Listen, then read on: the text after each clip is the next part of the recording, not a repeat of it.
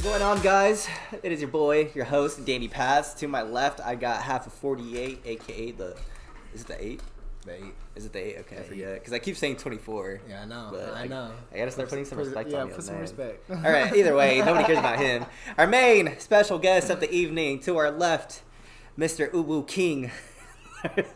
I'm sorry how to say that. Mr. I like that. Fucking stuttering. I'm nervous as shit right now. If you can't tell, I'm fucking excited. SORA! The fucking voice crack. I'm sorry for screaming. How are you doing, man? How's it going? Pretty good. Pretty good. So, you just got, you announced you were playing, the Grand Fest Houston on that absolutely stacked lineup with Ominous. Back to back with Pyro, Hesh as a headliner. Just got done. Was it direct support for Murata? Yes. Or still on the, No. support for Murata? We are on the support. Support, yes. And for an insane fucking night from what it looked like. Man. That was mental. Yes. It's fucking ridiculous. And recently announced the new EP on Disciple Records, Iris. Yes. How are you feeling right now, man? Tell us. It's been a crazy week. I'm not gonna lie to you. I'm stoked. It's a lot to wrap my head around for sure, but it's been fucking awesome. I'm very, very thankful and grateful for sure. Oh yeah. So let's start off with, let's see. Let's go back to, I guess, because I got Pyro's perspective on this. Back to when you did the Grand Fest Spotlight in Austin. So how was that back with Chromatic and Pyro like? Yes. Man, that situation was funny regardless because, so Chromatic had shown up and he had been chilling for a little bit, and then right when he was about to get on, his USB corrupted. And so all of his music was gone, the whole USB was wiped, and like he tried every deck and nothing was working. Oh no. And so I kept telling him, I was like, yo, I have like a shit ton of songs I didn't play on my USB. Just use mine and run your hour. Like, I'm sure you'll do fine. Just keep doing it. He's like, man, like, I don't know, like, whatever. And finally, he was like, yo, have fucking Pyro come back down here and let's just run together and I'll use your USB. And I was like, fuck it. So we got Pyro down and we just ran off of both of our USBs and it was fucking awesome. He crushed it. Pyro crushed it. That show was probably one of the best shows I've ever played. Sucks about what happened, but I think he still had a good time, and it was just it was mental. Good time.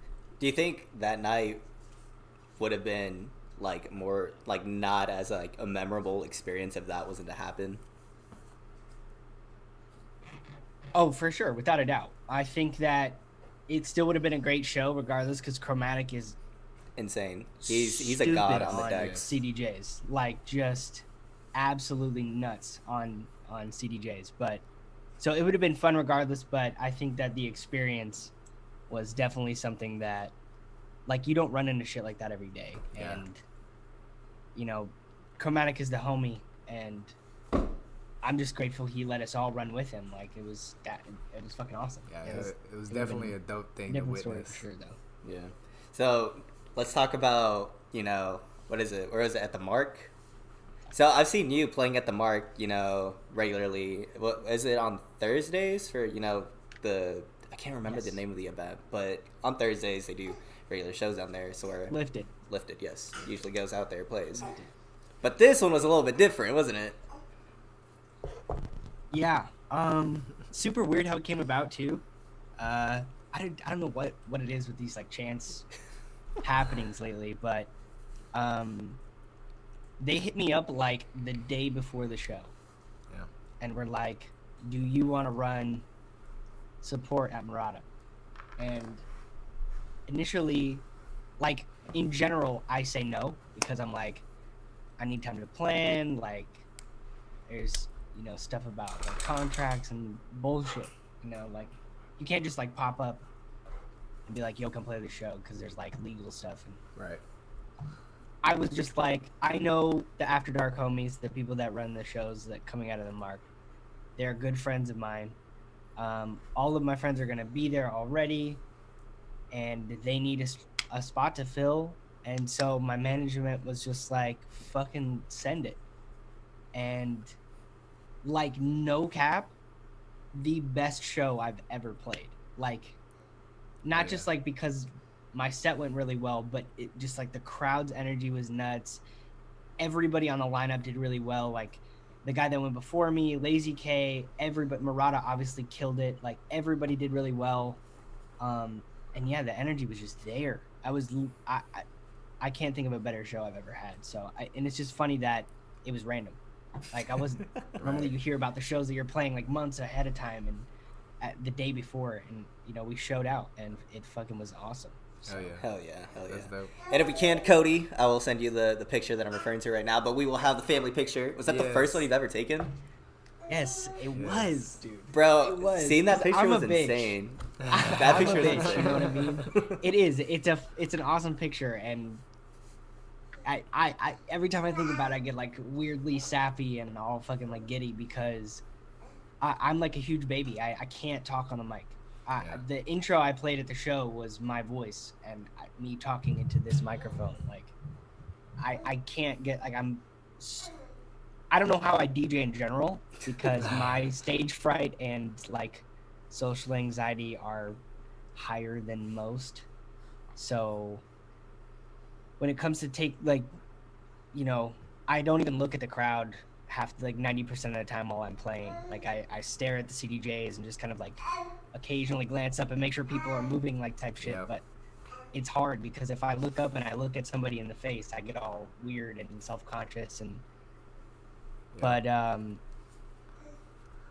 Casey's the photographer. I'm sure y'all know him, but Casey was the one that got on the mic and was like, I was ready to walk the fuck off, and he said, let's get a family picture. And I was like, oh shit, like, you know, I've never said that before, I've never done that before, so I was like, fuck. I like had to turn around awkwardly and then go, you know, and I was just like, it's like a magical thing. It's like a milestone for a DJ to like get a family, like an actual family picture with like everybody is having a good time. And I'm grateful to Casey for doing that for me because I definitely wouldn't have done it myself. So it's cool. I'll probably frame that and put it on my wall or some shit. Yes, you have to. Yeah, I know. It's for no other reason than I'm grateful for it because I wouldn't have done it. So exactly. It's cool that he did. Hell yeah. So you mentioned that, you know, you have like cerebral, like, you know, anxiety and like kind of like being the center of attention that doesn't, you know, in the, you know, at that moment doesn't, you know, kind of spikes it up a lot. But every time I've seen you play from, you know, here whenever you did, was it bass session, if I'm not mistaken? Was it bass? Yeah, bass session here in Dallas. Seeing you play in Austin. Seeing like every video of you just playing in a crowd, like the energy is definitely unmatched. Yes. So how do you is there like at any point where you just get past it, or like is it just throughout the night and you're just like in your zone while listening to the music? That's a good question. I don't know. It's a weird because I don't get it either. Like the whole night. Okay, so I'm gonna talk about Murata because it's a good example. Yeah, go for it. It was packed like from doors. Mm-hmm. I got there at like 10:30, and it was already like wall to wall, and my whole brain kind of shifted into oh fuck mode, and I'm like. I kept saying like every 20 seconds I was like fuck, that's a big crowd, like fuck, like I get really in my head, but I have this rule that I try to like live by when I play shows, and that's if the first 10 minutes goes well, you're good. You're set. The crowd's already locked in. They're already gonna like flow or, you know, be like tuned into whatever, you know, you play. Right. So, and it's like, so what I try to do is I sort of plan the first 10 minutes and how they're going to go, like the songs that I'm going to play and, you know, stuff like that. And I hard focus on like CDJs in front of me. Mm-hmm. I don't look up. I don't listen to the people. I make sure my booth monitor is high enough to only hear music, like, and I just hard focus on the CDJs. And the harder I focus, the more I can kind of give energy out, because I'm like not paying attention to what's in front of me. I'm just like living in the moment. And I get like that in my bedroom, like with the energy. And so it just like, if I can tune everybody else out, it allows me to have the energy. And then I look up and I see everybody's having a good time, and it carries from there. And I can just like, I get amplified. And the harder I go, the harder they go. And it's just like a feedback loop. And I was actually talking to somebody about that at the Mark the other day. I've been doing that for years because I can't cope under people. Terrible at fucking public speaking, terrible at meeting people face to face, can't interview for shit. Like, I'm always an anxious mess. So it's just like music and playing music live is like the only situation I can kind of like be myself and energetic while there's a crowd of people looking at me. There you go. Unless I'm sucking, and then I kind of is that can you say that Sora did a bad performance? Is that even like legal to say? Because even from my streams I've seen, and like it's always crushed. It's always crushed.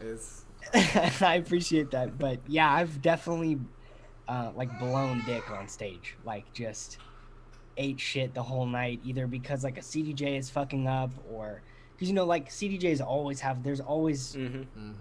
I don't know why, but every fucking club has one CDJ or one mixer or whatever the fuck that's just like a complete piece of shit and doesn't work.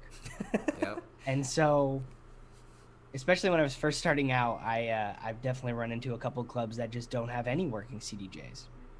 And you're like your beat grids are all fucked up. It's like syncing at random times, or the cue buttons don't work, and you don't have any memory cues. It's just like, so I've definitely played. I wouldn't say recently. I think that recently, these last couple of shows, I've been going stupid at. But I've definitely played a lot of bunk ass sets where I've just done horrible. And the crowd's not feeling me. It's like playing rhythm at a wedding. Like, that's what the crowd looks like. It's just like, fuck. You guys are definitely not here for this. And, the harder you bomb, the better the good shows are, though. Yeah. Yeah. Like, you've experienced people just not fucking with you, so when they do, it's like another level of appreciation and like you just like you feel that way harder. Oh yeah. So all right, go for it. So what got you into EDM? There was a game on the internet called Gaia Online, and on that game there was like profiles that looked like MySpace profiles, and one of my friends, via the internet that I didn't really know,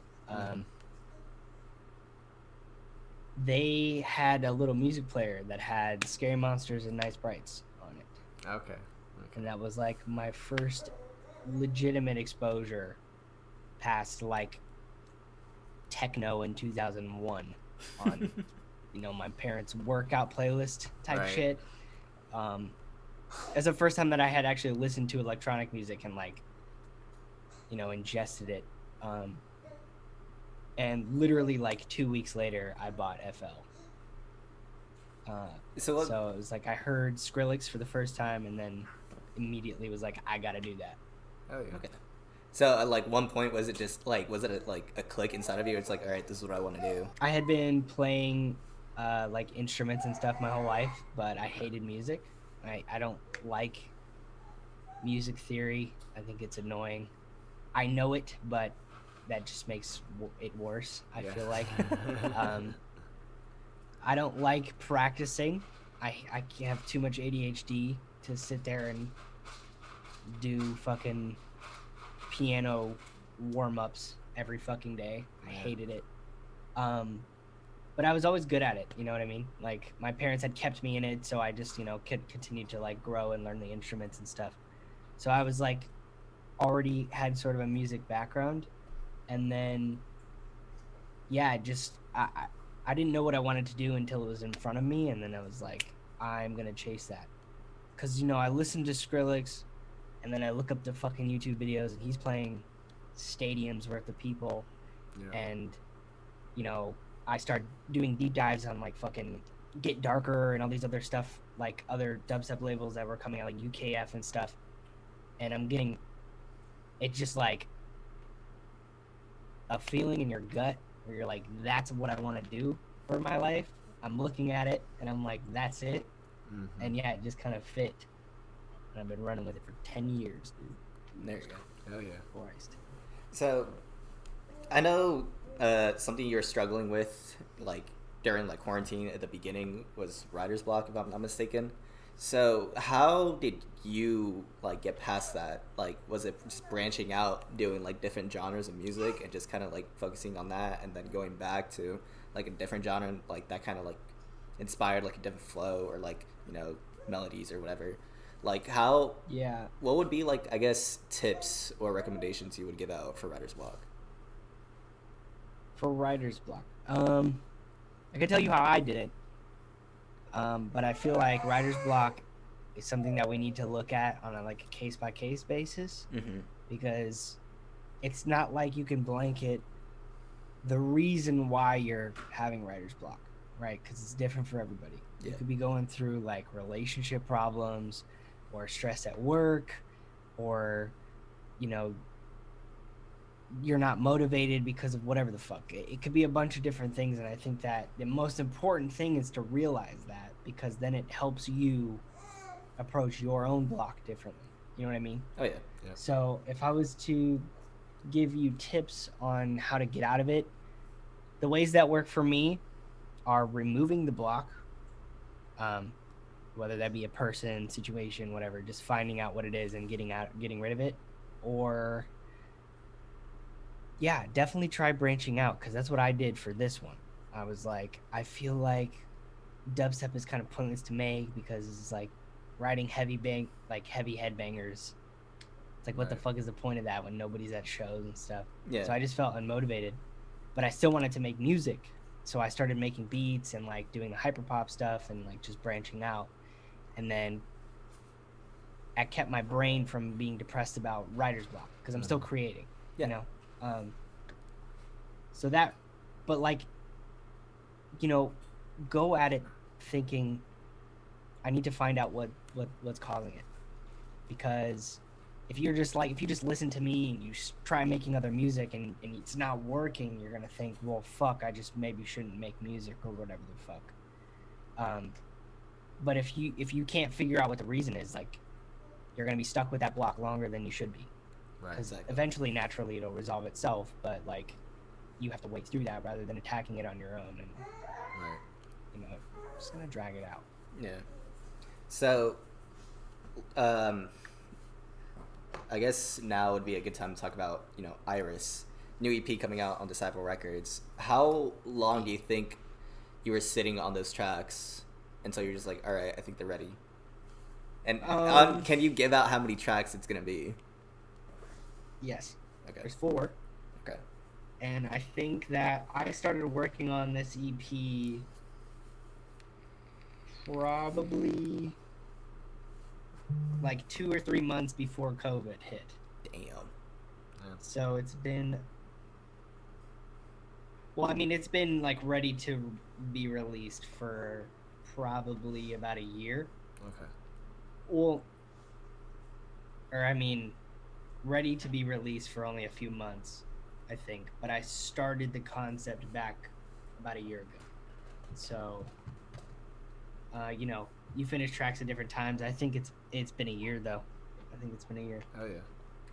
So was there ever a point, because I know a lot of people, whenever I ask this question, they're just like, oh no, like I'll ask them like, hey, like when did you ever reach a point where like you listen to a track and you're just like, yes, like I'm done with this, fully content with it, I'm ready for this to drop? Sometimes like I'll ask them, they're just like, yeah, and then other times, I'll get everyone, or like everybody else is like, oh no, I hate my music, it's like, it's shit.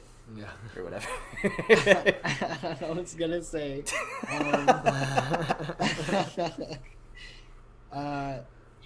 no, I don't think that. I think that you are a fucking. This is a joke, by the way. Lay it. But I think you are a fucking sociopath if you can look at your own song and be like, this is done. 100%. Because I feel like no matter what, you are always going to try to find this could be tweaked, this could be better, whatever. I think no matter what, as an artist, you're never going to be like truly content with your work until it's out. And there is no, no going back type thing. Yep. And then you just have to force yourself to be content with it.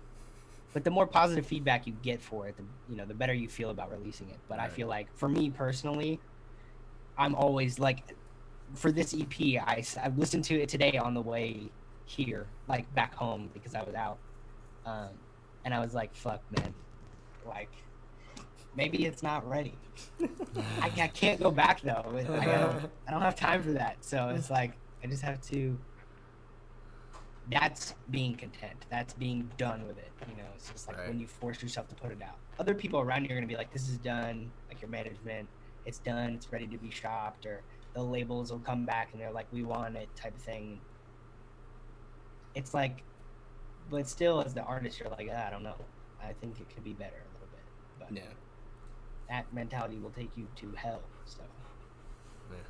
So the real question is, are you finally excited to, finally be like, all right, it's finally dropping, you guys, giving you the four-track EP? I was excited like 2 weeks ago, like straight up. I was excited as fuck like 2 weeks ago, and now that the teasers are about to start rolling out, I'm like, wait. I'm like, fuck. Maybe we put this off like another week type shit. But I'm more nervous than anything right now. I think I'm definitely excited, but I think that my nerves are starting to get to me a little bit. But I'm hoping that as the week goes on, we start putting out like teasers and more information about it and stuff. I'll be more excited about it. Hoping that on Friday I'm like amped, and when it's officially out, I'll be stoked about it. Hell yeah. So do you think you had like any influences going into this EP, or is it just straight like raw SORA on these 4 tracks? I think it's a combination of both. I think that the songs don't really take influence from like other songs or a specific artist, but they were definitely influenced by the coming up of Future Rhythm, and just the sound in general really influenced me, and I wanted to try my own way of doing it. And I think that COVID really, what's the good word? Influenced, I guess, being extra and like innovating. Okay. So it's like the shutdown really encouraged it. Like people had nothing better to do but like try new shit and get better. Yep. There's like get better. What do you say? It was like a resurgence or a renaissance in a way. It's like a whole new wave, and like the dubstep scene like came about during lockdown. I feel like we definitely had a turning point. And like people were realizing like shows and stuff are great, but now I can just make music for the fuck of it. And because shows are taken away, people aren't necessarily writing for it. And so whether it was like conscious or subconscious, people started switching to just like making music or making stuff that maybe isn't playable on a stage because it's too weird or whatever the fuck, maybe not energetic enough, or those kind of constraints and bonds were just like taken away. And I feel like inadvertently caused dubstep to kind of shift into more inventive and innovative sounds with Future Rhythm and like some of the newer style rhythm that's coming out by like Sizzy and Nakios and all these other like Neonics and stuff.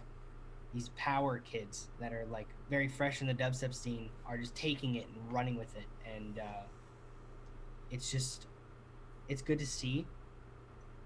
And that in its own way inspired me to just kind of try new shit, and that's what I'm doing on this EP. I'm just like tried a bunch of new shit, and it sounds cool, and I'm trying to bring together heavy dubstep and pretty dubstep in my own way. Oh, yeah. There you go. Hopefully it's tight. It is. Hopefully it can manifest an SORA collab on some like melodic dubstep kind of stuff. Would be so sick. Would be fire. That'd be dope. That'd be a little Texas thing, You know. Yeah, shout out my Texas boys. Would be fire. What was I say? Is there anybody that you think needs more light on them, that's on the come up, or just needs more exposure? Like who is somebody like because how you were saying that there is like a bunch of new like artists and producers coming up during the whole lockdown phase. Who do you think is like? I'm trying to think of like how to word it. What do you think was like how would you say it? Who needs a shout out or something? Almost. Like who's really pushing boundaries right now? Yes. Yeah. Yes. There we go. I think some kids that definitely need more light. Sisto, 100%. He is a fucking genius, and he needs to blow the fuck up. Yes. For sure. Sisto. J Moss is really sick. Yes. He's underground. Yes. Trying to think of rhythm kids. Rhythm dubstep, whoever you kind of rhythm notice. Boys. I don't know. Everybody's kind of blowing up right now. All my friends are like taking off, so it's kind of That's good though. Yeah, no, it's awesome. We're all eating him. Hell yeah. This is sick, but everybody's kind of popping off. And lately I've been listening to too much hyperpop, so really it's like. So when is when is that hyperpop SORA set gonna come by? Yo. Eventually. Anyway, definitely I've been in love with Sizzy, Sisto, J Moss, and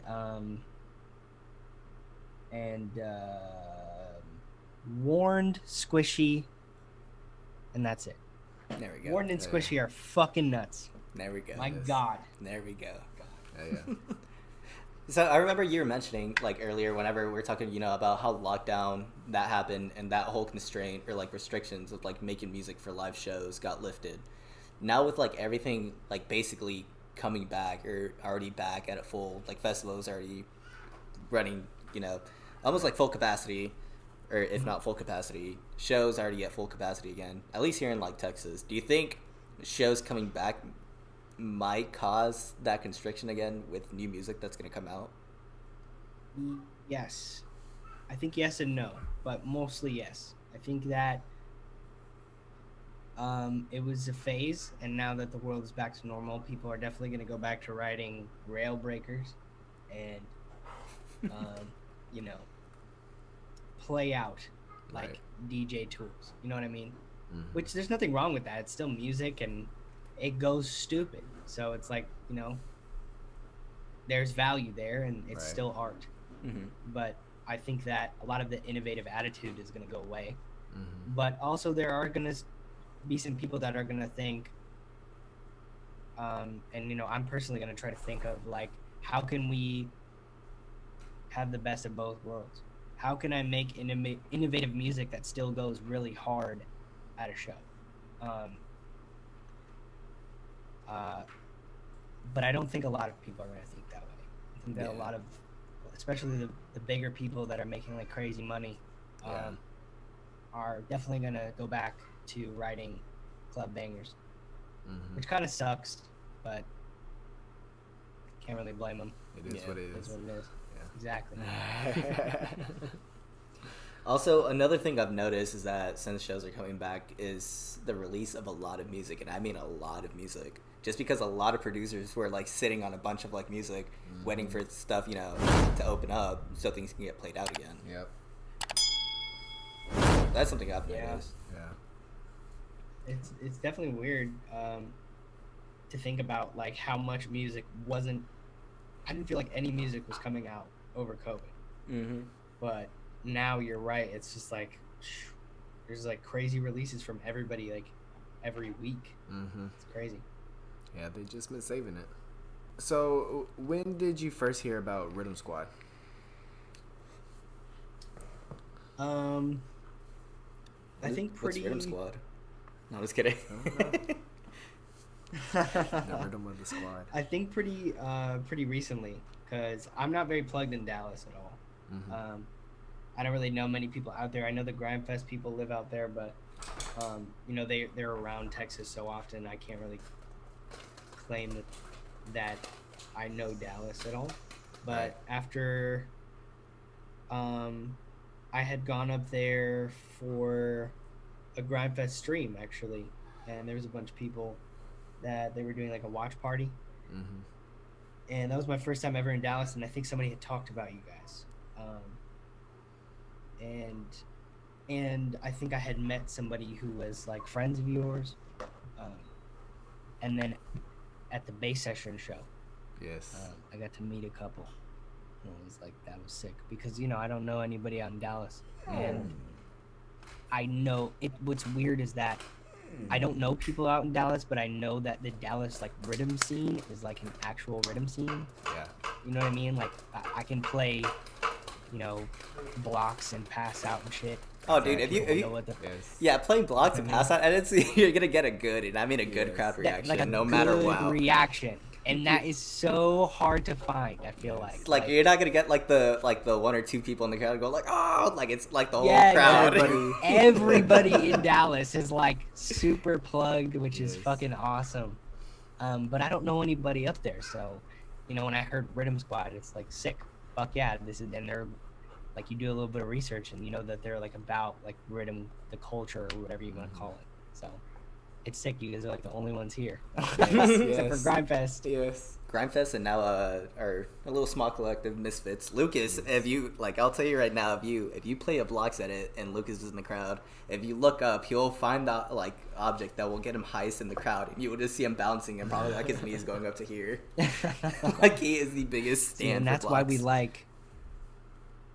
That's why we like the rhythm culture because y'all be Yes. going fucking ape shit. Dude, and Yes. it's amazing because as soon as like you get like that one section in the crowd that just starts going off, It's well played. It's a The wildfire. entire- yeah, it's a a wildfire. wildfire. The entire crowd. Everybody starts going hard. whenever Jandy came by, because he came by, what was it, last week Yeah. for Zion? I think it was last week. Yeah, his set was primarily only rhythm, Yeah. and that was the craziest set like I've seen in a minute. And Yeah, that was that's like one of the nice. like Yeah. best crowd reactions I've seen because it wasn't just like a few kids like you know just vibing out or everything. It was like everywhere you look in the crowd, everyone's just feeling it. Yes.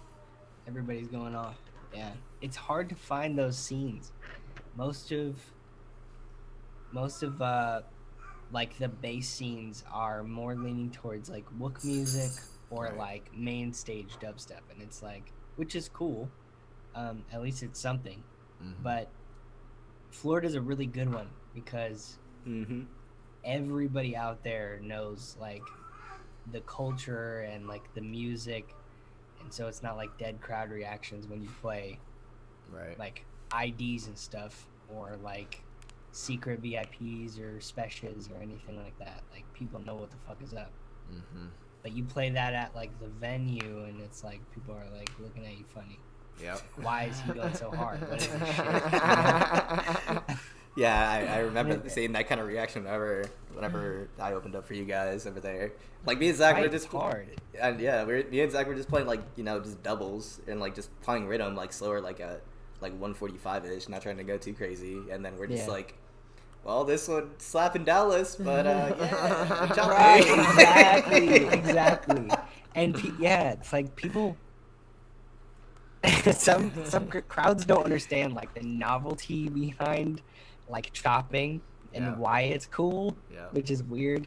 Like I feel like anybody looking at it, but they can't see it. You Yeah. know what I mean? You have to, But it's like a trained ear has to know what's going exactly. Like you have to hear it, Yeah. and that requires knowing the music. So it's Exactly. like they don't get it. The bigger crowds don't really understand chopping, and so sometimes I'll do it, with the intent of like freaking the crowd out, and then realize I'm just like bothering them. I had to get him out of a good share of that. I know exactly Like what you're talking at about. Murata, I only chopped one or two songs because I was just like, I know that it'll go hard to me, but they're not really gonna give a shit. But they kind of went off, but not like a rhythm show, man. Like Yeah. Rhythm show. There's a different type of energy at a rhythm show. Yes. Like if you do some like build up chopping, like fucking shivers, like over here in Dallas, people are gonna freak out. But Yes. it's just some places they're just like it kind of kills the Yeah. energy in a way. I'd be interested to see. I feel like if you had shivers in Texas at all, though, it would be a mix of a bunch of crowds. You know what I mean? Mm-hmm. Because obviously the people that are like let's say it was because he was supposed to come through the venue or some shit. Was it the venue before the world shut down? or was it? I don't remember. It was I know. either It was venue an or Vulcan or something. I think it was either that Yeah. Vulcan or Scratch House before it closed down. It was one of those three. was But one that of was gonna be yeah. real rhythm hours. That was Right. That was gonna be a fat ass Right. show, bro. I was so hyped for that. Yes. And you're telling me that half the crowd from Dallas wouldn't pull up for that, Oh, if not all of the crowd. all the crowd. from Dallas? That's what I'm saying. So like the entire rhythm scene in Texas would be at Shivers. Oh yeah. Like without a doubt. Everybody's coming.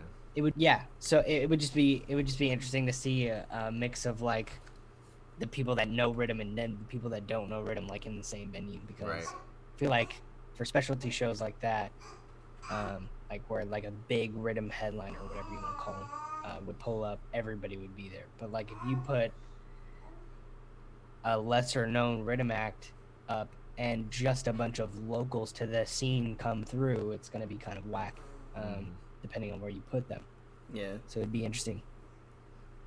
Fortunately for Dallas, we've had like good reactions or good feedback, Yeah. good crowd reactions from having like a good rhythm headliner, but then a bunch of locals there. Yeah. That's the one thing I can appreciate about like the Dallas scene up here. That I think I can't like really that I'll like never take for granted. Like if I was to like play like in Austin and I did like the exact same set, like where it's like half rhythm, half dub, I can see where rhythm would like kill the vibe in Yeah. a way. Kind of flop, yeah. But over here, whatever I you think play, it's, it's just a hit. Yes. Fuck it. But yeah, I think that Dallas's crowd had the most energy. I swear. When I played there, I literally so I played in Dallas, and then the night after played in Austin, same set, and the crowd reaction in Dallas was like 50 times harder than the crowd reactions in Austin. It was like night and day. So yeah, I think that Dallas's scene is like the rhythm scene in Texas, without a doubt. Oh yeah. Oh yeah. You're gonna get like that one random comment. I was like, "What I'm about just this little saying town?"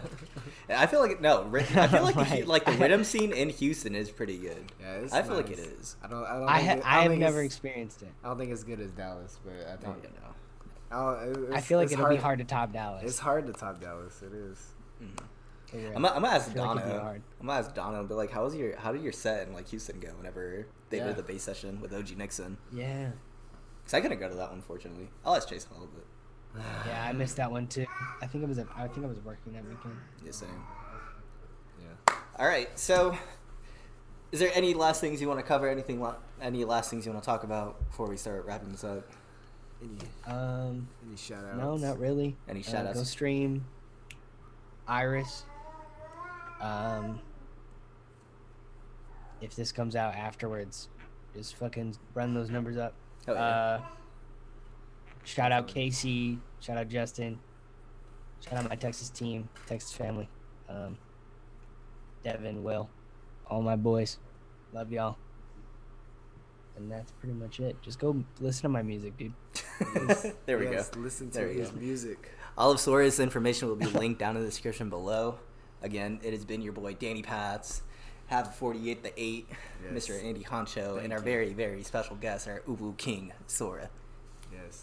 Thank you so much for your taking the time out of your day to sit down and record these podcasts. We know it can be kind of lengthy, so we always appreciate whenever y'all sit down and just talk to us. Yes. Yeah, absolutely. All love, dude. Okay. So, season 4, episode 1, Squad Talks coming to you live from the Rhythm HQ, even though it's not really live. You'll see this in a couple of weeks. But Street Virus, link in the description down below. And other than that, we'll see you on the next one. Peace.